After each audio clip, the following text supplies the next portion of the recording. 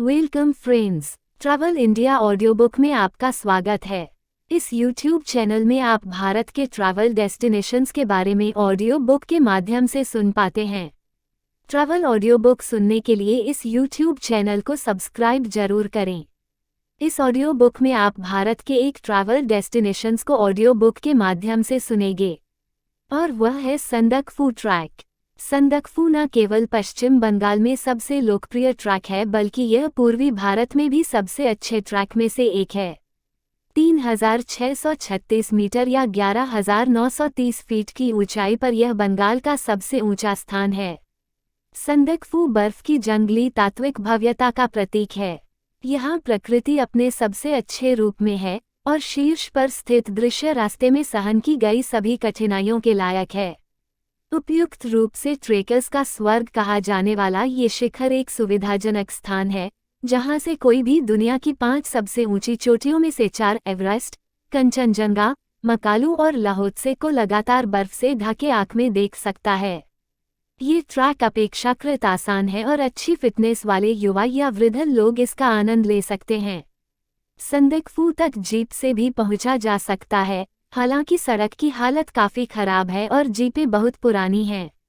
संदकफू की यात्रा सिंगालीला राष्ट्रीय उद्यान से होकर गुजरती है, जो अद्वितीय लाल पांडा का घर है। ट्रैक एक पर्वत श्रृंखला से होकर गुजरता है, जो भारत और नेपाल के बीच अंतर्राष्ट्रीय सीमा भी है। संदकफू नाम का अर्थ है जहर के पौधे की ऊंचाई, जो शिखर के पास उगने वाले जहरीले एकोनाइट पौधों की प्रचुरता का सीधा संदर्भ है। सिंगालीला रेंज की सबसे ऊंची चोटी, ये दार्जिलिंग सिक्किम क्षेत्र में कई ट्रैकिंग मार्गों का चरम बिंदु है। मनेयभंजन से संदकफू ट्रैक दूरी 2134 मीटर की ऊंचाई पर स्थित मनीभंजन संदकफू क्षेत्र का प्रवेश द्वार है। ये दार्जिलिंग से लगभग 25 किलोमीटर दूर स्थित है। वन चेक पोस्ट में आवश्यक प्रविष्टियां और अंतिम समय में खरीदारी और भोजन के बाद यात्रा शुरू होती है।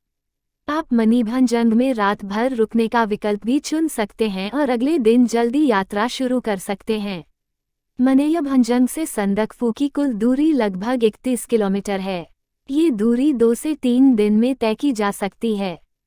संदकफू से अपने आगे के ट्रैक पर आप फालूत की ओर आगे बढ़ सकते हैं या रिम्बिक की ओर सीधे आगे बढ़ सकते हैं। इसके लिए कई विकल्प हैं और ट्रैक डाउन 1 से 4 दिनों में पूरा किया जा सकता है। दूरी और ऊंचाई। जगह संदकफू से दूरी किमी में, ऊंचाई फीट में। मनेयभंजन 32,7000, चित्रे 30,8300, लेमीधुरा 26, मेघमा 22,9500, टोंगलू 23,1010, तुमलिंग 20, जॉबरी 16, गैरीबांस 13,8600, कयाकेट्टा 10, काले पोखरी 7, 10,200, बाइकभंजन 5, संदकफू चोटी 11,930, फालूत 20,1180, साबरकुंभ 14। ट्रैक का विवरण। रास्ते में स्थान। आप अपने दिन की शुरुआत या तो दार्जिलिंग, मनीभंजन या चित्रेई से कर सकते हैं। यदि आप दार्जिलिंग में रात भर रुकते हैं तो आपको जल्दी शुरू करना चाहिए और मनीभंजन तक ड्राइव करना चाहिए, जो लगभग 1 घंटे की ड्राइव है। संदकफू के लिए ट्रैक का आधार होने के अलावा मनीभंजन अपने लैंड रोवर्स के लिए भी प्रसिद्ध है। ये उबड़ खाबड़ सुंदरियां इस क्षेत्र के पहाड़ी रास्तों पर राज करती हैं। कुछ वाहन 70 या 80 वर्ष से अधिक पुराने हैं। मनीभंजन भी एक सीमावर्ती शहर है। दार्जिलिंग से आते समय सड़क के बाईं ओर के घर नेपाल के हैं और दाईं ओर भारत के हैं। अधिकांश ट्रेकर्स मनीभंजन से अपना ट्रैक शुरू करते हैं।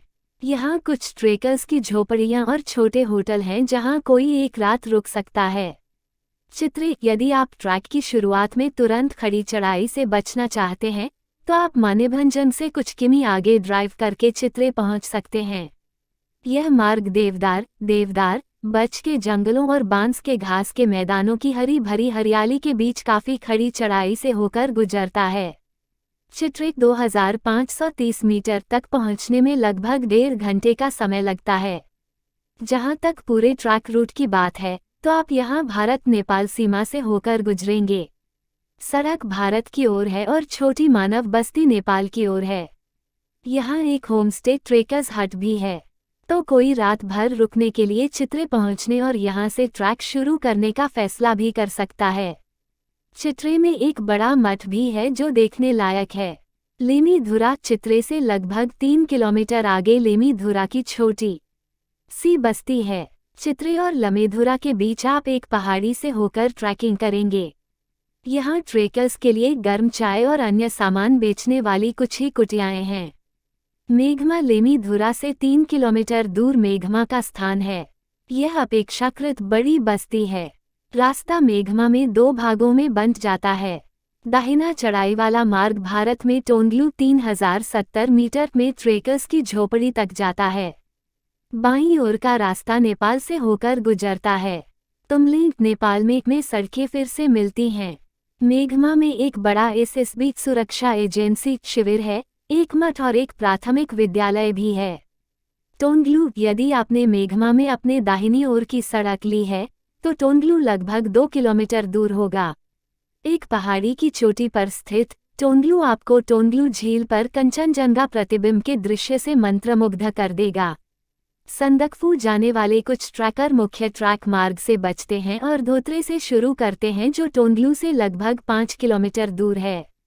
हालांकि यह कम लोकप्रिय मार्ग है, लेकिन इससे लगभग 5 किलोमीटर की बचत होती है। तुमलिंग मेघमा से बाएं मार्ग से 2 किलोमीटर आगे नेपाल का ये छोटा सा गांव स्थित है। टोंगलू सिंगलीला और कंचनजंगा रेंज की बर्फ से ढकी चोटियों के दृश्य के लिए प्रसिद्ध है। दूसरी ओर तुमलिंग एक स्वास्थ्यप्रद रात्रि विश्राम स्थल है, जिसके शांत हरे भरे वातावरण में विभिन्न प्रकार के लॉज हैं। दार्जिलिंग, करसियांग, पशुपति, नेपाल, सिलीगुड़ी और अन्य बस्तियों के शहरों की रोशनी को एक स्पष्ट रात में देखा जा सकता है।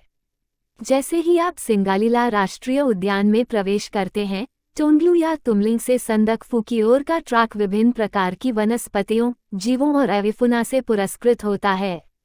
तुमलिंग से लगभग 1 किमी आगे आपको सिंगालीला राष्ट्रीय उद्यान के लिए वन चेक पोस्ट मिलेगी। यहाँ आपको नेशनल पार्क में प्रवेश के लिए पास बनवाना होगा। चेक पोस्ट से 3 अलग अलग रास्ते आपको गैरीबांस तक ले जाते हैं। आगे एक पहाड़ी की चोटी है जिससे आप बच सकते हैं यदि आप जोबारी नेपाल के माध्यम से बाएं मार्ग या भारत के माध्यम से दाएं मार्ग लेते हैं। वैकल्पिक रूप से आप पहाड़ी पर चलने और दूसरी तरफ गैरीबांस तक आने का निर्णय ले सकते हैं। नेपाल में जोबारी एक पुलिस चेकपोस्ट वाली एक बस्ती है। जोबारी से आगे सड़क पर न जाएं क्योंकि यह नेपाल में गहराई में प्रवेश करती है। इसके बजाय दाएं मुड़ें और गांव को पार करके भारत में वापस प्रवेश करें। जोबारी में कई छोटी छोटी दुकानें हैं, जिनमें से कुछ रात भर के लिए बुनियादी आवास की पेशकश करती हैं। तुमलिंग से जोबारी लगभग 5 किलोमीटर है और जोबारी से गैरीबांस लगभग 3 किलोमीटर है। यह क्षेत्र रोडोडेंड्रोन की विस्तृत किस्मों का घर और लाल पांडा का खेल का मैदान है। गैरीबांस 2621 मीटर पहाड़ियों के नीचे काफी कम ऊंचाई पर है। यहाँ कुछ ट्रैकर झोपड़ियाँ हैं और जो लोग 2 दिनों में संदकफू पहुँचने की योजना बना रहे हैं वे अक्सर रात भर यहीं रुकते हैं। गैरीबांस से ट्रैक में कुछ किमी तक खड़ी चढ़ाई होती है, जब तक आप पहाड़ी की चोटी पर नहीं पहुँच जाते। कयाकेट्टा तक पहुँचने के लिए 1 या 2 किलोमीटर और चलते रहें। कयाकेट्टा एक और छोटा सा गांव है जहां आप आराम कर सकते हैं और एक कप चाय की चुस्की ले सकते हैं। नेपाली भाषा में काया का तात्पर्य गैर नेपाली व्यापारिक समुदायों से है और कट्टा का तात्पर्य काटना या हत्या करना है। तो कयाकेट्टा पुराने समय की कुछ रक्तरंजित घटना को संदर्भित करता है जिसे अब कोई भी याद नहीं करता है। यहाँ से अगला गांव काले पोखरी है। काले पोखरी कयाकेट्टा से 3 किलोमीटर नेपाल में 3108 मीटर की ऊंचाई पर स्थित एक गांव है। अपेक्षाकृत अधिक ऊंचाई पर और एक पहाड़ी के शीर्ष पर होने के कारण दिन के हर समय गांव में तेज हवा चलती रहती है। यहाँ कुछ ट्रैकर्स की झोपड़ियाँ भी हैं। तुमलिंग से काले पोखरी तक की यात्रा में लगभग 5 घंटे लगते हैं। काले पोखरी में देवदार के पेड़ों और प्रार्थना झंडों से घिरी एक छोटी सी क्रिस्टल झील है। झील में पानी के गहरे रंग के कारण इसका नाम काले पोखरी काले इक्वल्स काला पोखरी इक्वल्स झील पड़ा। काले पोखरी से संदकफू सिर्फ 8 किलोमीटर आगे है। बाईकीभंजन आपके अंतिम गंतव्य तक पहुंचने से पहले आखिरी गांव है। बाईकीभंजन काले पोखरी से सिर्फ 2 किलोमीटर दूर है। भले ही आपने अधिकांश दूरी तय कर ली हो और संदकफू दिखाई दे रहा हो और केवल 5 किलोमीटर आगे हो, यह आपके ट्रैक का सबसे कठिन मार्ग है। लगभग 3 घंटे की कठिन यात्रा के बाद आप पश्चिम बंगाल के सबसे ऊंचे स्थान संदकफू 3636 मीटर तक पहुंचेंगे। यहाँ एक दिन रुकने से ट्रेकर्स को आसपास का नज़ारा देखने का मौका मिलता है। संदकफू से पर्यटकों के लिए ट्रैकिंग के कई विकल्प उपलब्ध हैं। आप घने जंगलों से होते हुए शॉर्टकट रास्ते से सीधे रिम्बिक तक जा सकते हैं। आप फालूत 3600 मीटर की ओर बढ़ सकते हैं, जहां से आप आगे मोली, रामम, गोकी या रिम्बिक की यात्रा कर सकते हैं। रिम्बिक ट्रैक के दूसरी ओर सड़क का प्रमुख स्थान है। यहाँ से आपको आपके अगले गंतव्य तक ले जाया जाएगा। सिंगालीला रिज के माध्यम से मुख्य ट्रैक मार्ग साबरकुम के माध्यम से फालूत तक पहुँचता है। साबरकुम सीमा के भारतीय हिस्से पर एक गांव है और बंगाल में सबसे ऊंचे स्थानों में से एक है। ये संदकफू से फालूत की ओर लगभग 15 किलोमीटर दूर है। अधिकांश लोग रात भर रुकने के लिए फालूत तक यात्रा जारी रखना पसंद करते हैं। कंचनजंगा रेंज के शानदार दृश्यों के साथ साबरकुम अपने आप में एक गंतव्य है। यहाँ से एक ट्रेन श्रीखोला गोकी तक जाती है। फालूत से वापस आते समय यह आपके लिए सबसे अच्छा मार्ग हो सकता है। सरबरकुम से 7 किलोमीटर दूर फालूत बंगाल का दूसरा सबसे ऊंचा स्थान 3600 मीटर है। अधिकांश ट्रेकर्स के लिए वापस शुरू करने से पहले यह अंतिम गंतव्य है। कुछ साहसिक प्रेमी सिंगाली दर्रा और कालीझार के माध्यम से भी सिक्किम की ओर बढ़ सकते हैं। इस मार्ग को बहुत कम खोजा गया है और सामान्य ट्रेकर्स के लिए इसका सुझाव नहीं दिया गया है। दूसरी ओर गोकी में अधिकांश ट्रेकर्स नीचे उतरते समय आते हैं। ये फालूत से लगभग 15 किलोमीटर दूर है। गोकी से लगभग 12 किलोमीटर आगे श्रीखोला तक ट्रैक किया जा सकता है। यदि आपका ट्रैक संदकफू से आगे नहीं जाता है तो आप गुरदुम से होकर नीचे ट्रैक करने का निर्णय ले सकते हैं।